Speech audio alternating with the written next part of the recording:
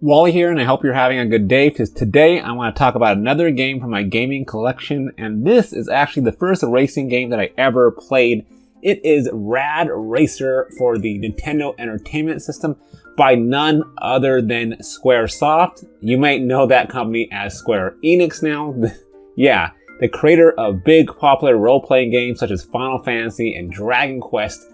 They made a racing game, and a really good one during this era, a really good one during this time. This is a really good racing game that my mom had purchased for herself alongside Tetris, and those are her bread and butter games for the NES era. My mom, a huge gamer back then, and I have become one thanks to her, so thank you, Mom. But in this video, I just want to go over what Rad Racer means to me, how much fun I've had with it, and how it started a lifelong love affair with racing games. So, as I just already mentioned, my mom was a gamer. She enjoyed playing the Mario Brother games.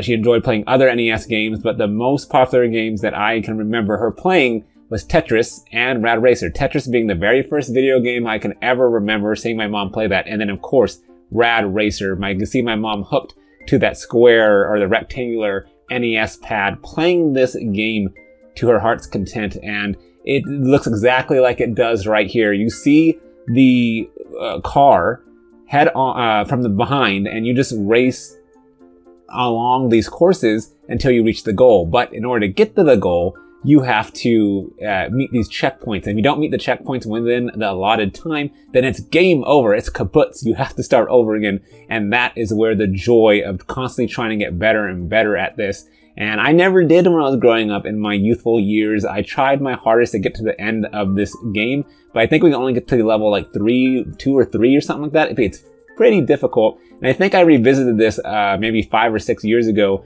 and decided to play it. And I think I found the stage select code allowing me to jump to the furthest that I ever went. And that was a lot of fun. But growing up, it was just playing this with my brothers and my mom. And again, my first racing game, and I enjoyed it. And even I enjoyed this so much, this style of racing game, not just like 3D ones later on that would come about, like Gran Turismo series or even the Mario Kart franchise. I played them all, but I decided to buy, I think it's called Super Outrun for the Nintendo 3DS by Sega. And it's it's an arcade game like this from, yesteryear, from the eras of video games looking like this, 2D. And I played, that was one of my first 3DS games, and I played that a whole lot. It's a motorbike version, but it's the exact same kind of gameplay. And I'll put footage up of this for you as well, of the Super Hang-On, I believe.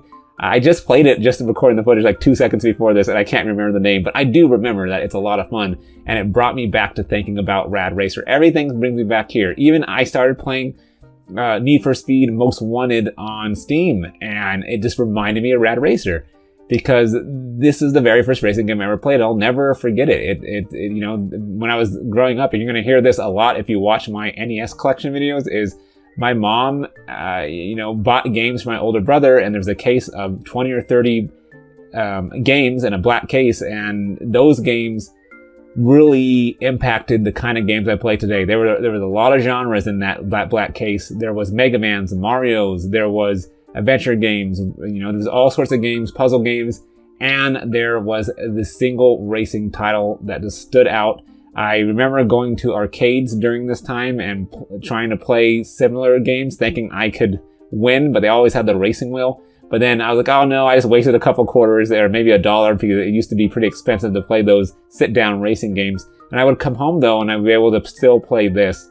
And this has some really cool features to it as well. There's like a 3D mode. If you press select, it'll turn on a 3D mode, but I don't think we had the glasses, and if we did, I don't remember how good they worked. But I do know that the soundtrack is really cool in this game. There's like 2 to 3 or 4 tracks, but they're all pretty iconic in my mind. I wish Square would remake this, in the modern era, like now, or port it to different things, because there's no licenses in this. Like, there's nothing keeping it back other than Square's, their focus nowadays is on their huge properties, which, makes sense.